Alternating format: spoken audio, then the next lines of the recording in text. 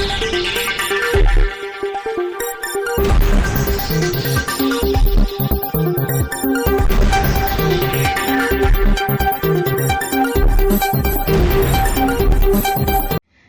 દર્શક મિત્રો, આપ જોઈ રહ્યા છો શિનોર સમાચાર।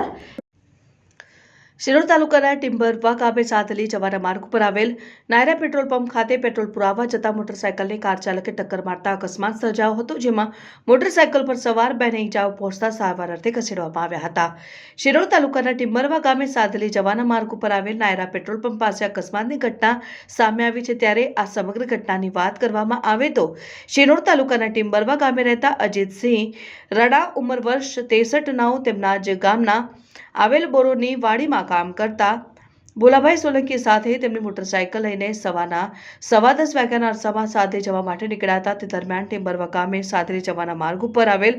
નાયરા પેટ્રોલ પંપ ખાતે પેટ્રોલ પુરાવા જતા હતા। તે સમયે સાધરી તરફથી આવેલ 4 વ્હીલ ગાડીના ટક્કરે મોટરસાયકલને ટક્કર મારતા અકસ્માત સર્જાયો, જેમાં મોટરસાયકલ ચાલકને કપાળના ભાગે તથા ડાબી આંખની બાપડના ભાગે ઈજા પહોંચી હતી, જ્યારે મોટરસાયકલ પાછળ સવાર ભોલાભાઈ સોલંકીને માથાના ભાગે અને શરીરના અન્ય ભાગે ઈજાઓ પહોંચતા 108 એમ્બ્યુલન્સમાં CHC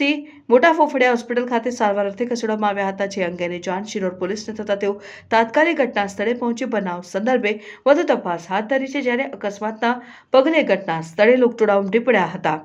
રિપોર્ટર સંજય ખત્રી સાથે જેસલ વસાવા, શિનોર સમાચાર ન્યૂઝ, શિનોર।